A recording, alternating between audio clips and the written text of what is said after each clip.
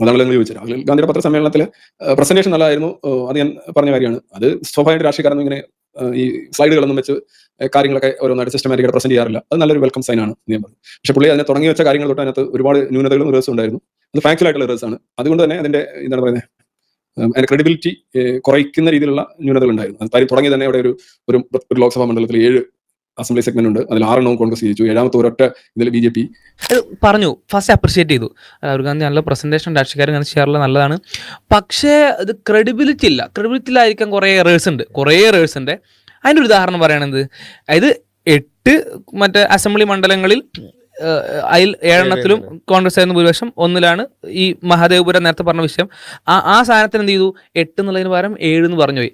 ആ ഒരു സംഖ്യ മാറിയതുകൊണ്ട് ഞാനത് മൊത്തത്തിൽ അവിശ്വസിക്കുകയാണ്. ക്രെഡിബിലിറ്റി ഇവർ പറയുന്നത് ഞങ്ങൾ ഫാക്ട് ബേസ്ഡ് പൊളിറ്റിക്സ് ആണ്, ഫാക്ട് ആണ് ഞങ്ങൾ എടുക്കുക. ഒന്ന് ആലോചിച്ചൊക്കെ, ഇവിടെ 2 ഭാഗത്ത് എറേഴ്സ് എന്ന് പറയുന്ന സംഭവം, അതായത് ഒരു ഭാഗത്ത് 8 എന്നുള്ളത് 7 ആയിക്കോട്ടെ, അതൊരു പ്രശ്നമാണ് നമുക്ക്. മറുഭാഗത്ത് XYZ തന്തയാകുന്നു, ഒരു വീട്ടിൽ 900 ആൾക്കാരുണ്ടാകുന്നു, താനോസ് വന്നിട്ട് വോട്ട് ചെയ്യുന്നു. അതേപോലെ തന്നെ ഒരു ഒറ്റമുറി വീട്ടിൽ 80 ആളുകൾ വോട്ട് ചെയ്യുന്നു, മരിച്ച ആൾക്കാർ വന്നിട്ട് വോട്ട് ചെയ്യുന്നു. അങ്ങനെയൊക്കെ അതൊക്കെ ഒരു ഭാഗത്തുണ്ട്. മറുഭാഗത്ത് 8-7 പോയി. ഇയാള് ഈ ഫാക്ട് ബേസ്ഡ് പൊളിറ്റിക്സ് നോക്കുന്ന ആള് ഈ 8-7 ക്രെഡിബിലിറ്റി കളയാൻ അതിങ്ങനെ പറയാ. ബാക്കി XYZ താനോസ് ഒക്കെ ഒരു പ്രശ്നവും ഇല്ല.